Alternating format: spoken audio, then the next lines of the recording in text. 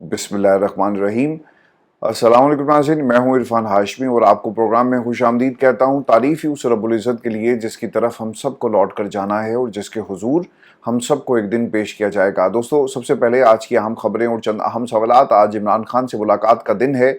सवाल ये है कि क्या ये मुलाकात करवाई जाएगी? जो लिस्ट तैयार हुई है और इस लिस्ट में शामिल लोग क्या जाकर इमरान खान को बाहर क्या कुछ होता रहा ये बताएंगे।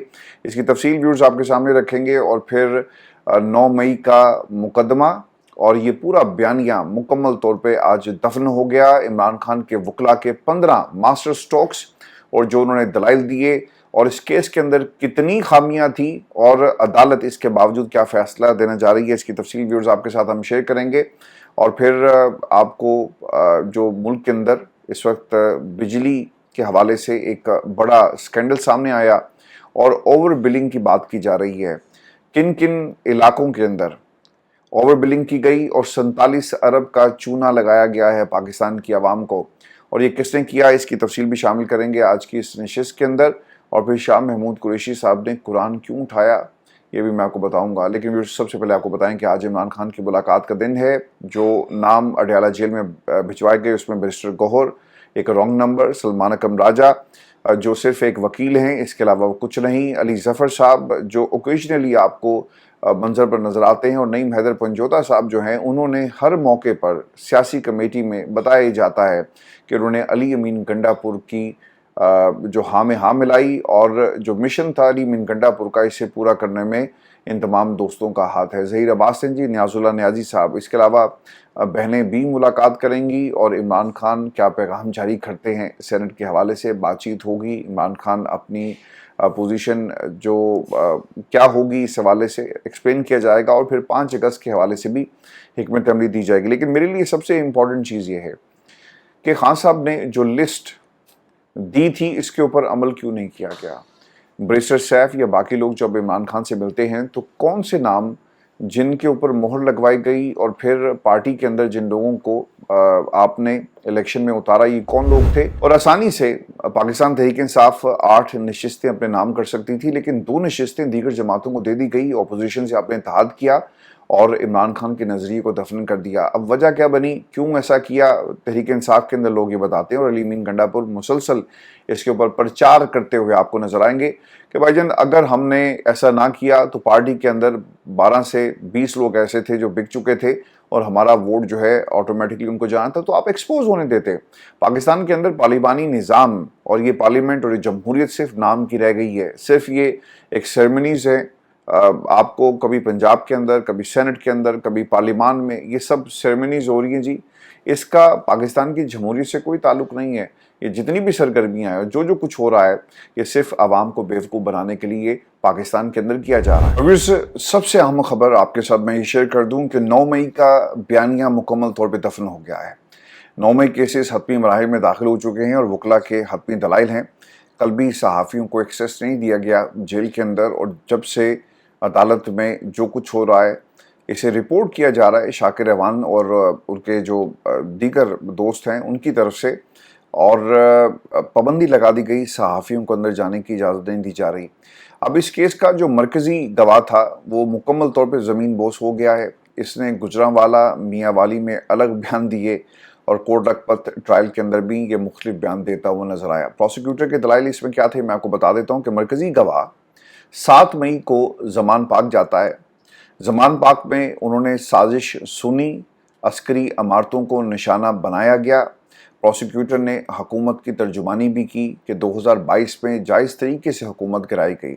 इसके बाद ये साजिश की गई, प्रोसिक्यूशन कोई सामान जो रिकॉर्ड पर लाने में मुकम्मल तौर पर नाकाम रही, कामयाब नहीं हो सकी और फिर सामान पेश नहीं कर सकी जो तोड़ा गया। आपने इल्ज़ाम लगाया ना कि गाड़ियों को नुकसान पहुंचाया गया, सामान को नुकसान पहुंचाया गया, अमलाक को नुकसान पहुंचाया गया, मगर सबूत रिकॉर्ड पर मौजूद नहीं थे। बुरहान मोहसिन मलिक के जो दलाइल हैं बहुत ही इंपॉर्टेंट थे दोस्तों। FIR में 400 लोगों को इन्होंने शामिल कर लिया, लेकिन जो सबसे हैरानकुन बात थी कि सिर्फ 14 लोग ज़ेर अताब आते हैं जिनका ट्रायल हो रहा है, जिनमें पाकिस्तान तहरीक इंसाफ की मरकज़ी लीडरशिप शामिल है। अफजाल अजीम, को इस मुकदमे में शामिल किया गया। उन्होंने शहबाज शरीफ के ख़िलाफ़ इलेक्शन लड़ा, फॉर्म 45 पर वो जीत गए, इलेक्शन ट्रिब्यूनल गए, उन्हें काफ़ी प्रेशराइज़ किया गया और कहा गया कि आप दरख्वास्त वापस लें, और फिर उन्हें धमकाया गया कि 9 मई का मुकदमा आप पर कर दिया जाएगा, और फिर वही होता है। आपको याद होगा कि अली हमज़ा के ऊपर भी यही मुकदमा है, और इनके मुखालफिन जो थे, और इनकी सज़ा ये कि ये जीत गए और हाउस ऑफ शरीफ के एक फ़र्द को हराया, और फिर वो लोग जो ज़ेरे अताब आए उनके ऊपर भी, डॉक्टर यास्मीन राशिद के ऊपर भी यही इल्ज़ाम है। और उनका कसूर क्या था कि उन्होंने नवाज शरीफ को हराया। दूसरा, इसमें नामालूम अफराद जी शामिल किए गए, किसी के बारे में कुछ नहीं बताया जाता, कोई हुलिया नहीं बताया जाता, उनका हुलिया ही कम से कम रिकॉर्ड पर लेकर आएँ, और जिसे इंतकाम का निशाना बनाना हो, जो ऑर्डर ऑफ द डे था कि भाईजान चुक लो इन्होंने, और जिसे आप पाकिस्तान के अंदर इबरत का निशान बनाना चाहते हैं, आप उसके ख़िलाफ़ एक मुकदमा आपको दायर करने की ज़रूरत नहीं है, बल्कि आप एक मुकदमा निकालें पुराना सा और उसमें उसका नाम डाल दें। जैसा चाचा जी वायरल जब हुए तो उनके ऊपर मुकदमा ये नहीं था कि इन्होंने 2 शख्सियात के बारे में जो अल्फाज इस्तेमाल किए, उन्हें एक पुराने पाकिस्तान तहरीक इंसाफ के एहतजाज के मुकदमे में उन्हें नामजद कर दिया गया और कहा कि जनाब ये भी इसी वाक़े के अंदर शामिल थे। इसके अलावा प्रोसिक्यूटर ने यह भी इल्ज़ाम लगाया कि पुलिस एहलकार ज़ख्मी हुए। ठीक है जी, अगर ज़ख्मी हुए थे तो उनके ज़ख्म, उनकी नौयत क्या थी, कोई रिपोर्ट होगी, कोई मेडिकल करवाया होगा, वो भी रिकॉर्ड पर पेश नहीं किया गया।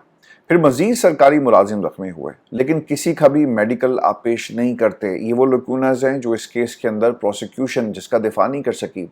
इसके अलावा पुलिस की जो गाड़ियाँ टूटी, उन्हें 3 गाड़ियों पर एक ही जगह पर निशान है। यानी आप अगर कुछ ऐसा जो सबूत था वो तैयार कर रहे थे, ज़रा आपस में बैठकर प्लान कर लेते कि हमने एफआईआर में क्या लिखना है, दरख्वास्त में क्या लिखा गया, और आप निशानी जो थे वो मुख्तलिफ कर लेते, और वो जिस तरह से तोड़ा गया, एक ही तरीका इस्तेमाल करके उन गाड़ियों को नुकसान पहुंचाया जाता है। इसके अलावा मरकज़ी एफआईआर में साजिश का जिक्र आपने किया ही नहीं, यानी ये बाद में इसे आपने शामिल किया, दरख्वास्त बाद में लिखी गई, एफआईआर पहले कर दी गई। और जो सबसे इम्पोर्टेंट था जी, वो शाह महमूद कुरैशी साहब का वाक़या है। शाह महमूद कुरैशी साहब दौरान ट्रायल कुरान पाक हाथ में पकड़ कर जज से मुखातिब होते हैं और वो कहते हैं कि जज साहब, कुरान पाक मेरे हाथ में है, अगर 9 मई के हवाले से मेरा कोई किरदार हो तो मुझ पर रब का कहर नाजिल हो, और अब प्रोसिक्यूशन या पुलिस हल्फ दे कि मेरा कोई किरदार था तो मैं कोई भी सज़ा कबूल करूँगा। शाह महमूद कुरैशी के बयान के बाद प्रोसिक्यूशन के पास कोई जवाब नहीं था, लाजवाब हो गए।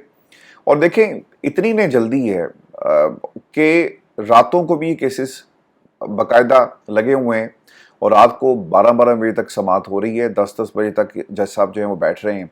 और इनको इतनी जल्दी थी कि एक शख्स एहराम के अंदर मक्के में खड़ा है, उसे कहा जाता है कि गवाही दो।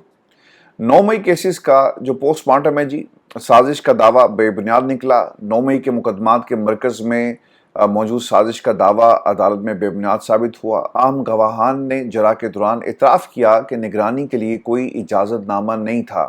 अगर आप किसी की सर्वेलेंस करते हैं तो किसी न किसी को तो रिपोर्ट किया गया होगा, किसी ने उसको कमीशन किया होगा, किसी ने उसके ऊपर दस्तखत किए होंगे, कोई हुक्मनामा जारी किया गया होगा, लेकिन ऐसा कुछ नहीं है। पुलिस रोजनामचे में कोई रिकॉर्ड या मंजूरी नहीं थी। एक गवाह उस दिन फराइज से भी गायब था, रोजनामचे के अंदर उसकी छुट्टी थी और उसके बारे में लिखा गया कि ये अक्सर छुट्टी करता है, लिहाजा इसे अफसरान के सामने पेश किया जाए। अब जो तफ्तीशी गवाहान हैं, जरा में इमरान खान के ज़मान पाक रिहाइशगाह की शनाख्त करने में भी नाकाम रहे। उनके पास कोई नक्शा या लेआउट नहीं था। और फिर ये भी व्यूअर्स अहम नुक्ता है कि 9 मई का मुकदमा बहुत तेज़ी से चलाया जा रहा है। रोज़ाना समातें होती हैं, हत्ता कि हफ्ते की रात 10:40 पर भी समात होती रही। और कुरैशी साहब के ख़िलाफ़ जो झूठे इल्ज़ामात हैं, ये भी मैं आपके सामने रख देता हूँ कि शाह महमूद कुरैशी साहब, जिन्हें साइफर केस में बरी कर दिया गया, अब 9 मई के वाक़यात में झूठे इल्ज़ामात में उन्हें इस केस में मुलविस किया जा रहा है। सबूत आपके पास मौजूद नहीं है, लेकिन इस बात का सबूत मौजूद है कि वो उस दिन लाहौर में नहीं थे, वो अपनी बीवी के साथ आगा खान हस्पताल में थे। लेकिन ये उनके ऊपर इल्ज़ाम है कि उन्होंने पूरी प्लानिंग की है। ये कहते हैं जी कि जाए वक़ूआ पर नहीं थे, लेकिन जिस दिन प्लानिंग की गई ये उस प्लानिंग के अंदर शामिल थे। अब उमर सरफराज चीमा और महमूद रशीद साहब, इनका भी केस उठाकर देखें, सिर्फ इस बुनियाद पर कि लाहौर के तमाम मुकदमात में पेश किया जा रहा है, और फिलहाल क्योंकि वो कोट लखपत जेल में है तो लिहाजा उनको इसी तरह रगड़ा जो है वो लगाया जा रहा है। फिर इसके साथ साथ कुछ अफराद ऐसे हैं جن میں اندلیب عباس صاحب کو مراد راست صرف اس لیے مقدمے کا سامنا نہیں کر رہے کہ انہوں نے 9 مئی کے بعد پریس کانفرنسز میں اپنی سیاسی وابستگیوں سے دستبرداری کا اعلان کیا۔ یہ جو افریدی صاحب ہیں انہوں نے بھی ایسے ہی کیا تھا، انہوں نے بھی کہا تھا کہ مذمت کر کے سائڈ پہ ہو گئے، اور یہی وہ سوال ہے جو خرم شیر زمان جیسے لوگ جو ہیں وہ آج پوچھ رہے ہیں کہ پاکستان کی عوام اور عمران خان کا جو نظریہ ہے آپ اس سے غداری کیوں کر رہے ہیں؟ اور جو لوگ جنہیں منحرف کہا جا رہا ہے یہ منحرف نہیں ہیں بلکہ یہ سچے عمران خان کے سپاہی ہیں، اور یہ لوگ اس نظام سے باغی ہیں جس نظام میں علی امین گنڈا پور نے ہاتھ میں لا لیا اور پوری پاکستان تحریک انصاف کا سودا کر دیا۔ جس مشن پہ علی امین نکلا تھا وہ پورا ہوا، یعنی جو اس نظام کا اصل بینیفیشری ہے وہ علی امین گنڈا پور ہے۔ کچھ ملزمان کو 9 مئی کے مقدمات میں 2 سال سے زیادہ اور دوسروں کو 1 سال سے زیادہ تک ضمانت نہیں دی گئی۔ بغیر سزا کے یہ آئین کے آرٹیکل 9 یعنی شخص کی حفاظت اور آرٹیکل 10 گرفتاری اور حراست میں حفاظتی اقدامات کی خلاف ورزی کرتا ہے۔ بے بنیاد برآمدگی کا دعویٰ، یہ بھی نقطہ بہت ہی امپورٹنٹ ہے۔ تفتیشی افسر نے دعویٰ کیا کہ انہوں نے شیرپاؤ پل کے قریب کھلے علاقے سے 9 مئی کے 30 دن بعد لاٹھیاں برآمد کی، حالانکہ انہوں نے اعتراف کیا تھا کہ اس علاقے کو کینٹ بورڈ روزانہ صاف کرتا ہے۔ ٹھیک ہو گیا جی۔ اب سب سے بڑا نقطہ اس کے اندر CCTV فوٹیج کا جو چھپایا جانا۔ آپ کو یاد ہوگا میں نے آپ کو تقریباً 9 مئی کے جب یہ واقعہ ہوا اس کے بعد ایک خبر دی تھی، اور اس وقت فیض حمید صاحب جو تھے وہ آزاد تھے، ان کو گرفتار نہیں کیا گیا تھا۔ اگر آپ مجھے ریگولر سنتے ہیں کہ CCTV فوٹیج کی بات ہو رہی ہے، اور انہیں بتا دیا گیا کہ بھائی جان CCTV فوٹیج جو ہے وہ غائب ہو گئی ہے، اور یہی وہ نقطہ ہے، اور وہ کیوں غائب کی گئی کہ اس میں سارے ثبوت تھے۔ اب CCTV footage corps commander house ایک ہائی پروفائل علاقہ ہے جی، اس کے گرد و نواح بہت ساری CCTV فوٹیجز جو ہیں وہ موجود ہوں گی، لیکن کسی کو بھی ریکارڈ پر بطور سالڈ ایویڈنس جو ہے وہ پیش نہیں کیا گیا، اور جان بوجھ کر نہ ہی عدالتوں نے پوچھا نہ ہی وہ پروسیکیوشن اس کے اوپر کوئی موقف اپناتی ہے، لیکن پاکستان تحریک انصاف نے ضرور کہا کہ اس کو ریکارڈ کا حصہ بنایا جائے۔ اور یہی وہ چیز ہے جو خان صاحب بار بار کہہ رہے ہیں۔ اگر آپ لاہور سے ہیں جی یا کسی بھی کنٹرولمنٹ روڈ میں آپ جائیں تو وہاں پر جگہ جگہ کیمرے لگے ہوئے ہیں۔ یہ ممکن ہی نہیں ہے کہ کینٹ میں جب آپ داخل ہو رہے ہوں اور آپ کی ویڈیو ریکارڈ نہ ہو رہی ہو۔ ہر قدم کے اوپر کیمرے لگا کر لوگوں کو چیک کیا جاتا ہے، ان کی مانیٹرنگ ہوتی ہے، لیکن اس دن ایسا کیا ہوا کہ لوگ پیچھے ہٹ گئے، اور پھر انہوں نے کیا کیا وہ پوری قوم کے سامنے فوجی اہلکاروں کو بطور گواہ پیش کرنا چاہیے تھا، ایسا بھی نہیں ہوا۔ علاقے میں جو تعینات فوجی تھے، فوجی اہلکار، اور انہوں نے کیا دیکھا بطور گواہ انہیں عدالت میں کیوں پیش نہیں کیا گیا؟ یہ تفتیش کی غیر جانبداری پر سنگین سوالات یہ تمام جو ریز کیے گئے عدالت کے اندر، لیکن جو فیصلہ ہے یقیناً وہی فیصلہ آئے گا جو کچھ لوگوں نے فیصلہ کر لیا ہے۔ اس کے علاوہ آپ کو کوئی فیصلہ آتا ہوا جو ہے وہ نظر نہیں آ رہا ہے۔ میں آپ کو ویورز اس کے اندر ایک چیز یہ بھی بتا دوں کہ جو بنیادی سوالات کا جو عدم جواب دیا گیا، یعنی بنیادی سوالات ابھی تک جواب طلب ہیں۔ سیکیورٹی رکاوٹوں کو کیوں ہٹایا گیا؟ ہجوم جمع ہونے کی اجازت کیوں دی گئی؟ اہم CCTV فوٹیجز کو کیوں چھپایا گیا؟ ایسے چھوٹے اقدامات سے ملی بھگت یا شدید غفلت کا اشارہ ملتا ہے جن کا مقدمے میں کوئی احتساب نہیں ہوا۔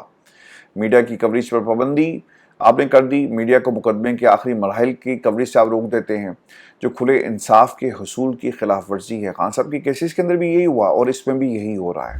اور جو سب سے اہم نقطہ ہے کہ آپ نے سٹینڈرڈ سیٹ ہی نہیں کیے۔ آپ اینٹی جو ٹیررسٹ کورٹس ہیں آپ ان کو اٹھا کر دیکھ لیں، اور اس کے ساتھ ساتھ جو ملٹری کورٹس ہیں وہاں پر کوئی سٹینڈرڈ سیٹ ہی نہیں کیے گئے، اور ایک اپنی مرضی سے، یعنی اس میں آئین اور قانون کی منشا آپ کو نظر نہیں آئے گی بلکہ کچھ افراد کی منشا آپ کو زیادہ نظر آئے گی۔ فوجی عدالتوں میں مقدمے کی غیر آئینی نوعیت، سویلینز کو فوجی عدالتوں میں مقدمہ چلانا غیر آئینی ہے، یاد رکھیے گا، اور آئین کے آرٹیکل 10A منصفانہ مقدمے کا حق، آرٹیکل 175(3) عدالتی آزادی کی خلاف ورزی کرتا ہے۔ تو یہ تمام چیزیں تھیں جسے فراموش کیا گیا، نظر انداز کیا گیا۔ تو آج ایک طرح سے جی اس پورے مقدمے کا یہ جو بیانیہ آپ نے بنایا تھا یہ پورا دفن ہو گیا، لیکن کیا کوئی اسے دفنائے گا؟ کوئی فاتحہ پڑھے گا؟ پاکستان تحریک انصاف کے ان تمام لوگوں کو جنہوں نے پریس کانفرنسز کی ان سے کوئی سوال نہیں کرے گا، جنہوں نے نہیں کی، جنہوں نے پارٹی کا ساتھ نہیں چھوڑا، عمران خان کے بیانیے کے ساتھ آپ رہے، ان کو شاید اس مقدمے میں سزا دے دی جائے۔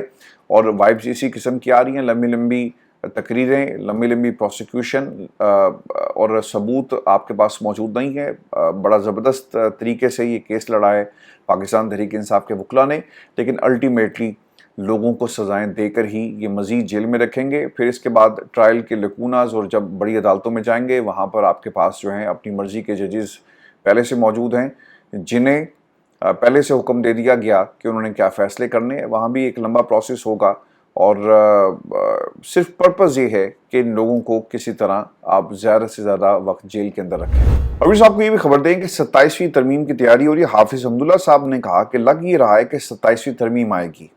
वफाक फाटा के माइंस एंड मिनरल्स को कब्जे में लेना चाहते हैं। 27वीं तरमीम के ज़रिए 18वीं तरमीम पर कट लगाने की कोशिश है।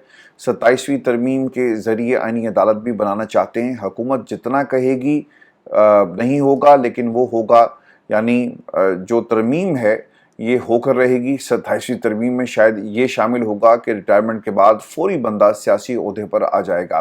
तो ये सब कुछ क्यों हो रहा है? इन्होंने तो खैर हाफिज़ अब्दुल्ला साहब ने तो बातें जो हैं वो खामोशी से जो कहना चाहते थे कहने की का इरादा किया, और वो नाम नहीं लिया। लेकिन पाकिस्तान के अंदर जो इस्टेब्लिशमेंट है ये क्यों करना चाह रही है? क्योंकि कहा ही जाता है कि फील्ड मार्शल साहब को एक्सटेंशन देना एक मकसद है, या फिर उनको किसी सियासी ओहदे पर यानी उनसे शामिल किया जाएगा। एक पॉलिटिकल फेस इनका भी बनाया जा रहा है।